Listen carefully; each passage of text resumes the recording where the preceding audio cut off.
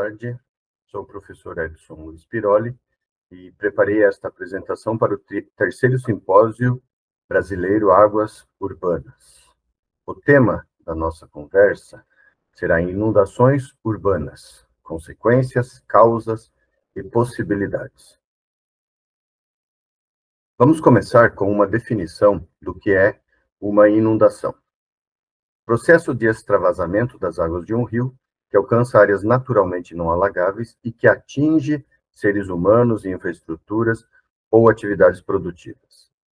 Em geral, é consequência das mudanças no uso da terra em uma bacia hidrográfica onde a inundação ocorre. Não há inundação em áreas naturais. Quando nós temos esses processos de ocupação de planícies fluviais de grandes rios, se não atingir pessoas e estruturas antrópicas, denominamos de cheias, né?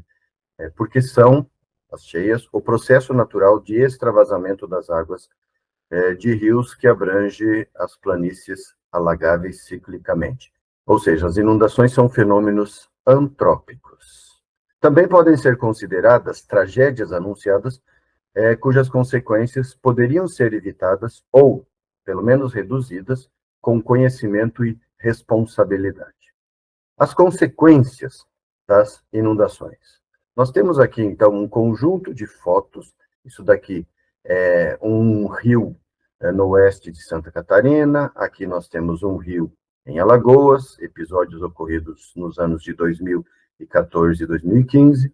Nós temos aqui uma notícia mostrando uma casa que foi arrastada no município de Ourinho, São Paulo, onde uma senhora foi morta pelas águas da enxurrada e seu corpo foi encontrado 3 meses depois, em meio ao assoreamento. Aqui nós temos alguns outros exemplos: Botucatu, no final de 2022, aqui em São Carlos, também no final de 2022, aqui um conjunto de episódios que, em quase todas as chuvas um pouco mais intensas, ocorrem na área urbana de Bauru. Aqui nós temos um episódio ocorrido em Valparaíso, Goiás, onde a senhora foi arrastada pelas águas de uma enxurrada. Aqui nós temos o Parque do Povo, em Presidente Prudente, local que também inunda com certa frequência. Aqui nós temos o caso de outra senhora arrastada por uma tromba d'água. No caso aqui foi uma cabeça d'água, né, uma enxurrada muito forte, que a arrastou e também seu corpo foi encontrado alguns minutos depois, a 2 quilômetros desse ponto, já sem vida. E aí mais alguns episódios aqui em Araraquara, né, onde uma família morreu no Ribeirão das Cruzes. Aqui nós temos um outro conjunto de registros na cidade de Lins, próximo à região da rodoviária, no início de 2023, e nós temos os episódios mais conhecidos do Rio Grande do Sul, que ocorreram em maio de 2024, onde nós vemos nesta primeira figura um conjunto de pessoas tentando deixar um local inundado, né, uma única embarcação.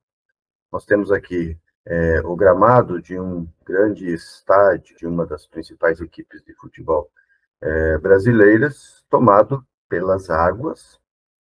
Aparentemente, houve um cuidado muito grande com a construção do estádio, mas também, aparentemente, não houve uma preocupação tão grande com a gestão das inundações ou do risco que acabou se concretizando.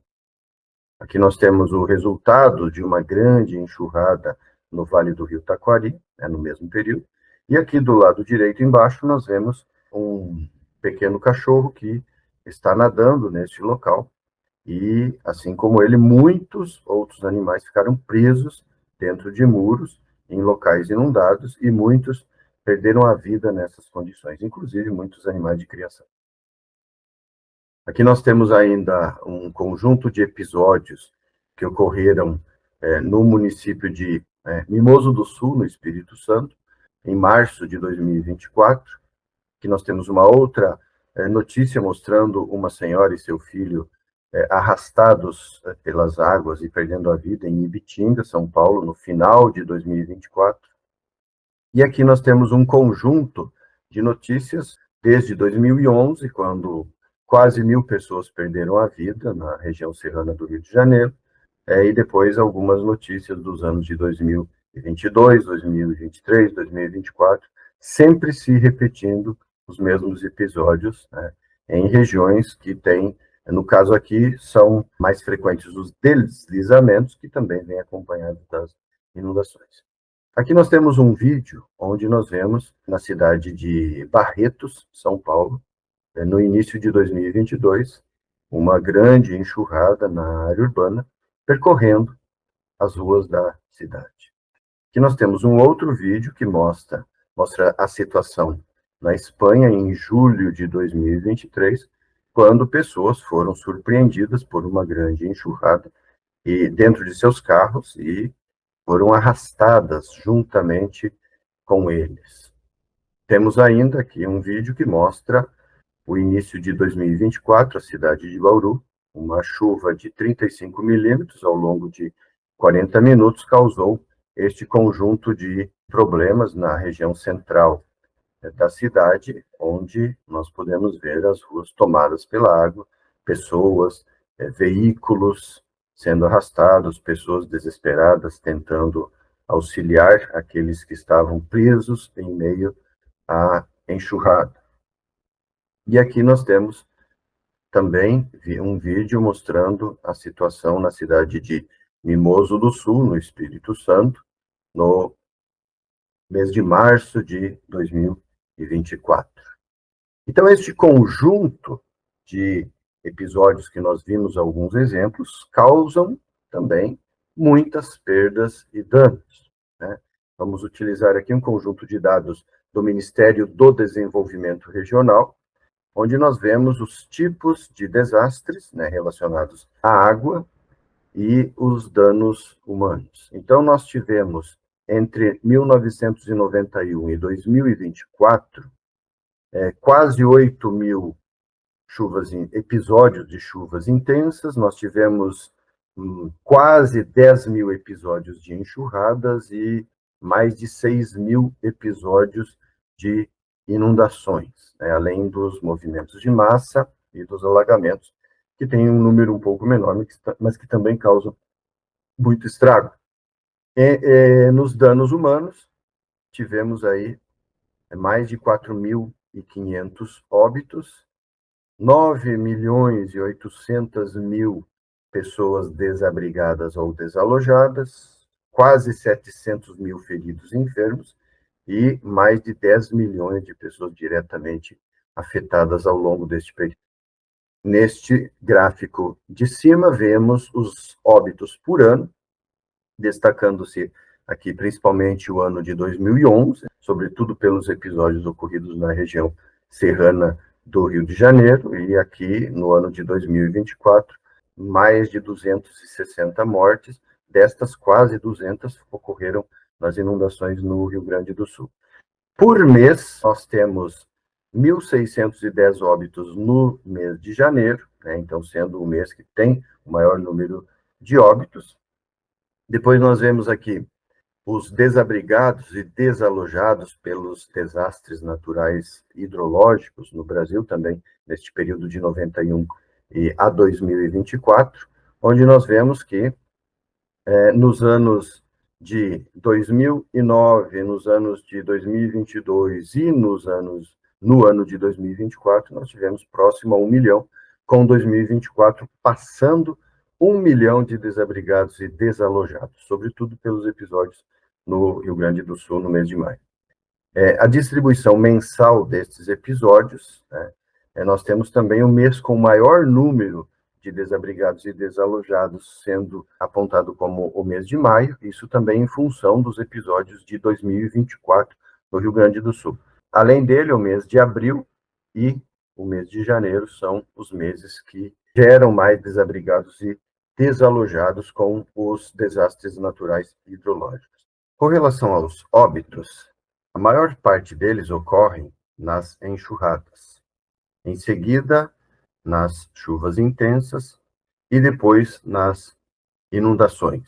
Com relação a desabrigados e desalojados, nós temos que as inundações causam o maior número de vítimas, depois nós temos as chuvas intensas e, em seguida, as enxurradas, desabrigando e desalojando mais pessoas. Danos materiais, nós temos o predomínio das enxurradas, com mais de 35%, depois as chuvas intensas e, em seguida, as inundações. É importante lembrar que estes episódios, normalmente, eles ocorrem interligados. Chuvas intensas geram enxurradas, que geram inundações.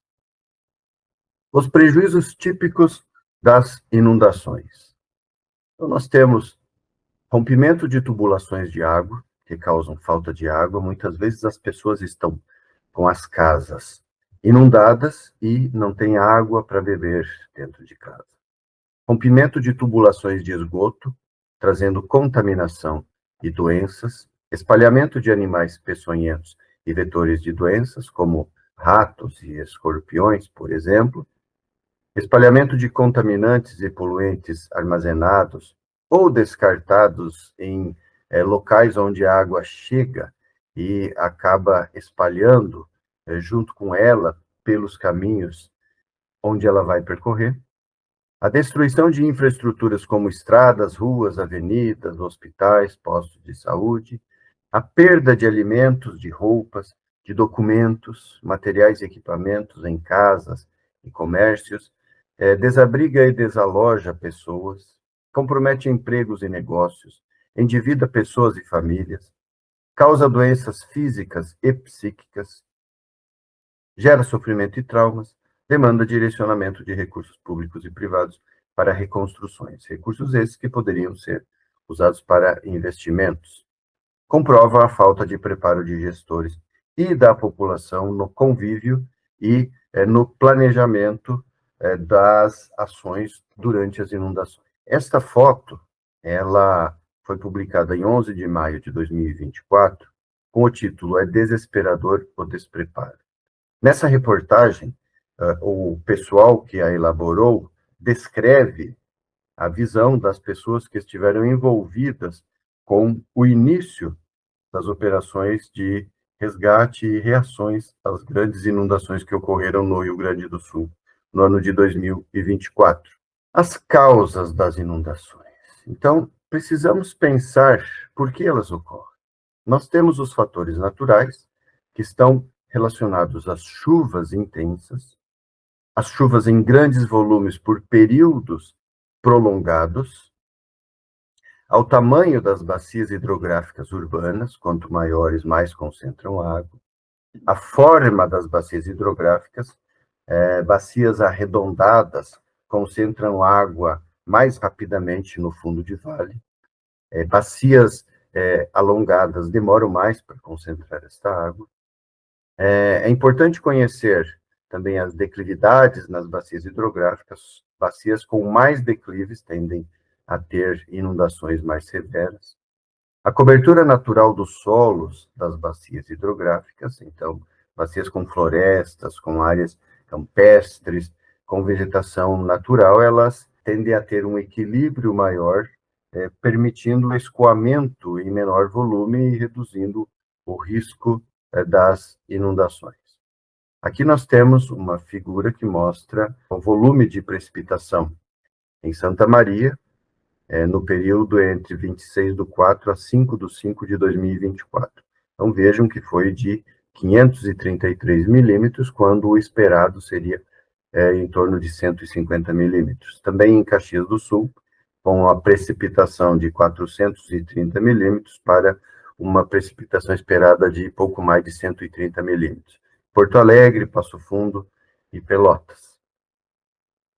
Nós temos ainda os fatores antrópicos que causam as inundações. O uso da terra nas bacias hidrográficas, que traz a impermeabilização do solo nas bacias hidrográficas, ausência de plano diretor de drenagem urbana para águas urbanas, falta de técnicas de manejo das águas pluviais, ocupação de áreas de risco, né, Ilhas de calor nas áreas urbanas, porque elas tendem a reter as frentes frias, as nuvens que podem trazer chuvas, e quando essas nuvens conseguem romper as ilhas de calor, as chuvas tendem a ser mais intensas. E ainda as mudanças climáticas, sobretudo aquelas relacionadas às mudanças no uso da terra nas áreas das bacias onde ocorrem as inundações. Outro fator importante a ser considerado como causa das inundações é a ocupação de planícies fluviais, o chamado leito maior sazonal de rios, que está prevista na Resolução 4 de 85 do CONAMA, e também estava prevista na Lei 4771 de 1965, o antigo Código Florestal, que diz que o leito maior sazonal é a calha alargada ou maior de um rio ocupada em períodos anuais de cheia. Se nós olharmos aqui a cidade de Mussum, as margens do rio Taquari, no Rio Grande do Sul, nós vemos que em 2023 ela estava ali sem nenhum problema com as águas, e em 2024 ela estava inundada. Então nós verificamos que o rio Taquari tem uma planície fluvial bastante ampla, que foi desenhada ao longo da sua história evolutiva, né? E no último século foi ali implantada uma área urbana, aproveitando esta grande planície, mas que é uma área de ocupação temporária do rio. Ele desenhou essa planície por milhares, talvez milhões de anos, né? E de vez em quando ele a ocupa, pelo tamanho da bacia de contribuição com a água que passa aí. E este tipo de problema ocorre em várias outras cidades da bacia do Taquari, da bacia do Jacuí e de outras bacias hidrográficas brasileiras. Bom, um outro aspecto importante também para como causa das inundações, a gestão inadequada de resíduos sólidos, que deixa águas arrastarem superficialmente resíduos, sacos de lixo, galhos, entulhos, e entupirem bocas de lobo, entupirem calhas, canalizações, tubulações, que depois não vão mais transportar a água e essa água vai escoar superficialmente. E também este material tende a se acumular nos corpos d'água, sobretudo nos relevos mais baixos, onde gera uma série de outros transtornos. E como ocorre essa redução da infiltração da água no solo e o aumento do escoamento superficial? Vejam que do lado esquerdo nós temos uma figura que mostra o escoamento superficial, subsuperficial e subterrâneo, mais ou menos equilibrado em uma bacia com cobertura natural. Estas relações mudam quando as bacias são severamente antropizadas, né, e com tendência para aumento muito significativo do escoamento superficial e redução dos escoamentos subsuperficial e subterrâneos.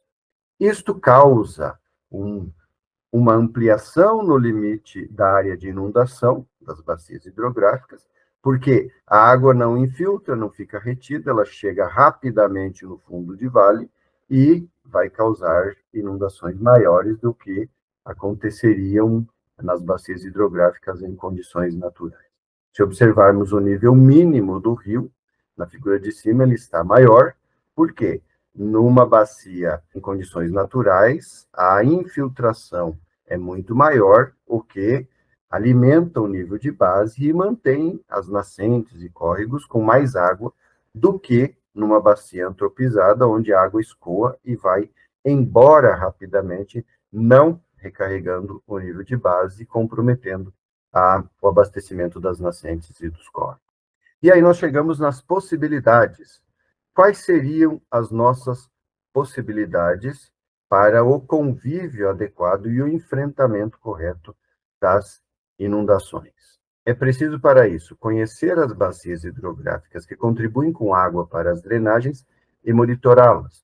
É preciso conhecer as redes de drenagem naturais, as ravinas, córregos, riachos, ribeirões e rios, e também artificiais, a macro e microdrenagem em áreas urbanas e também periurbanas, né, com as tubulações que levam as águas tanto superficialmente quanto subterraneamente.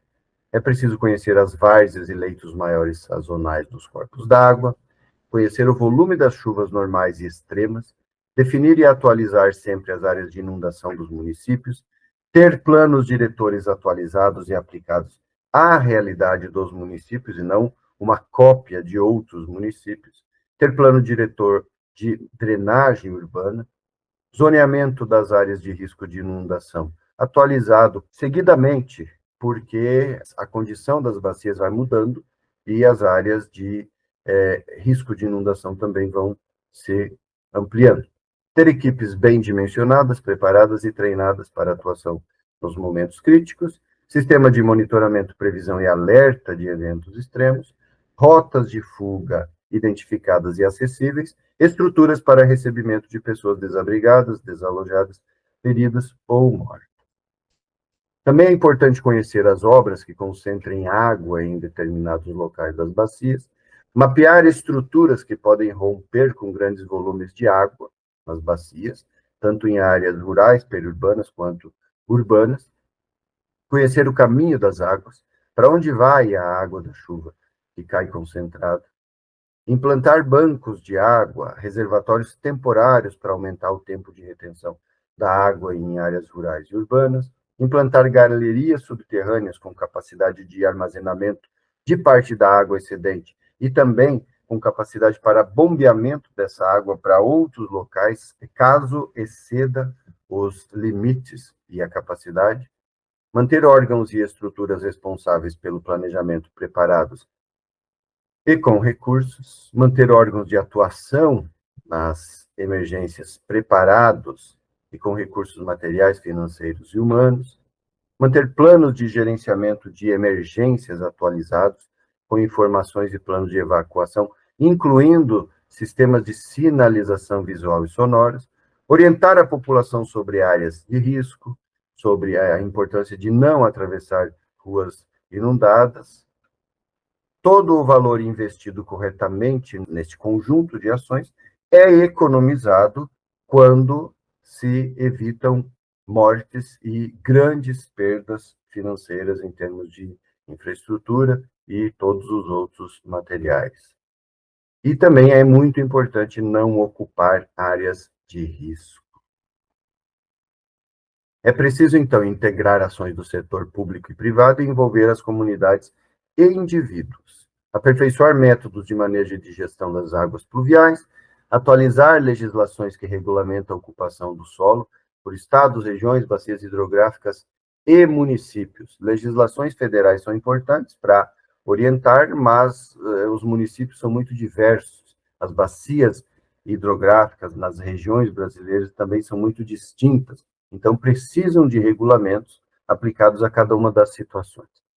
Também é importante responsabilizar gestores que induzam ou facilitem a ocupação de áreas de risco, responsabilizar instituições e indivíduos que ocupam áreas de risco e também que criam condições para ocorrência ou potencialização de inundações e realizar eventos e treinamentos para a definição das possibilidades de enfrentamento e convívio com inundações, e outros eventos relacionados a águas pluviais concentradas na superfície.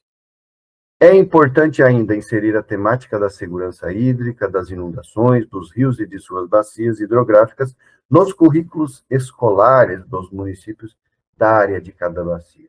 As crianças e jovens precisam conhecer os riscos e também os benefícios de ter bacias hidrográficas equilibradas e com boas condições ambientais nos lugares onde vivem. É preciso ainda revitalizar os rios urbanos, visando a qualidade da água, a integração à cidade e um ecossistema equilibrado, inclusive para controle das águas pluviais, né? Manter as matas ciliares dos corpos d'água, se necessário, integrá-las em parques e parques lineares urbanos. Aqui nós temos uma foto que mostra a importância das árvores no barranco de um rio para a manutenção dele. É importante conhecer a legislação e desenvolver e adequar legislações, né? Como, por exemplo, a resolução da ANA, número 245, de março de 2025, que trata da estruturação dos serviços de drenagem e manejo de águas pluviais urbanas e orienta os serviços públicos para atuarem de maneira correta com estes temas. Tá? Estabelece também responsabilidades das entidades reguladoras, né, dos municípios, dos estados em nível federal, né, para que haja segurança hídrica e para que reduzam-se os riscos das inundações. Outras possibilidades também são, em áreas urbanas, usar os espaços dos estacionamentos para a retenção, detenção, aumento da infiltração da água das chuvas, utilizar calçadas ecológicas também para reduzir o escoamento e aumentar a infiltração, coletar a água das chuvas, também reter temporariamente a água das chuvas com os piscinões ou aumentar a infiltração dessa água das chuvas, que nós temos uma fotografia que mostra um exemplo em São José do Rio Preto.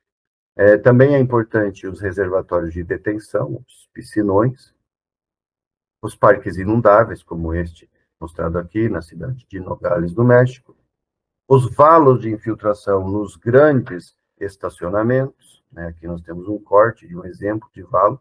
A água da chuva direcionada para esse ponto infiltra com bastante facilidade por conta do grande número de pedras.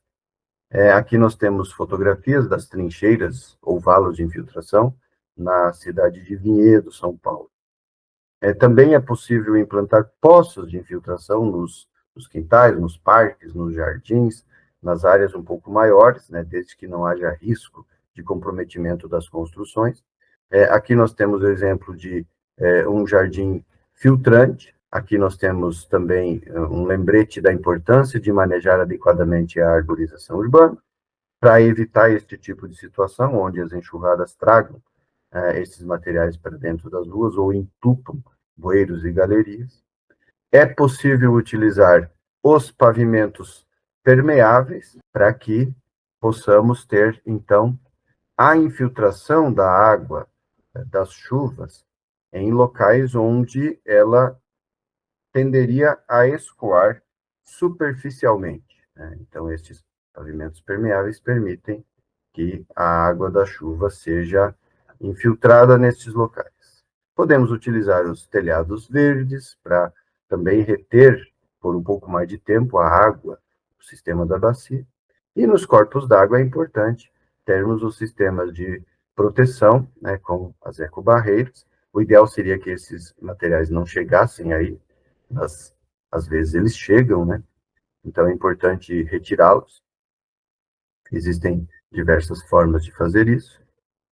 Também podemos ter os incentivos públicos, né, como redução dos impostos para quem implanta sistemas adequados em termos de redução do escoamento superficial e aumento da filtração. E aí chegamos nas nossas considerações finais, que, dentre as muitas já destacadas, precisamos lembrar a importância de informar, educar e sensibilizar as pessoas sobre o papel de cada um no convívio com a água, incluindo os riscos decorrentes da concentração dela em determinados locais. É importante que as pessoas tenham consciência de votarem representantes preparados para atuar em planejamento, gestão e manejo de águas, e lembrar dos 3 pilares da sustentabilidade: ambientalmente correto, socialmente justo e economicamente viável. E aí temos aqui uma reflexão final para as áreas urbanas, onde lembramos que a redução de riscos associados às enxurradas, alagamentos e inundações e o aumento da segurança hídrica passam por conhecimento das condições e da realidade das bacias hidrográficas das cidades, decisões e ações políticas em todas as esferas de governo, existência de gestores e equipes preparadas, elaboração e implantação de planos diretores de drenagem urbana, planejamento, gestão e manejo integrado das bacias hidrográficas, divulgação de informações adequadas para cidadãos, participação da população em todas as decisões tomadas em seu dia a dia. Isso é estratégico, é vital para a segurança de moradores das áreas urbanas, para a manutenção do volume e da qualidade da água disponível e para a manutenção do modelo de vida da humanidade atualmente, que está fortemente calcado na convivência com as áreas urbanas. Possibilidades. Ação local, reflexo global, cada um fazendo sua parte. Conhecimento e respeito aos ciclos da natureza, educação aplicada aos conhecimentos fundamentais da vida. E aqui nós temos uma fotografia do lado esquerdo mostrando um quintal de concreto sendo quebrado, e do lado direito, este mesmo quintal, um gramado e árvores contribuindo para a infiltração, reduzindo o escoamento superficial, ou seja, garantindo mais água nas nascentes e reduzindo os prejuízos das inundações. E aí, para finalizar, eu gostaria de deixar aqui algumas indicações de livros, de um site e de um canal, onde vocês podem obter mais informações sobre esses temas. E, com isso, eu agradeço a possibilidade e desejo um ótimo evento a todos. Muito obrigado.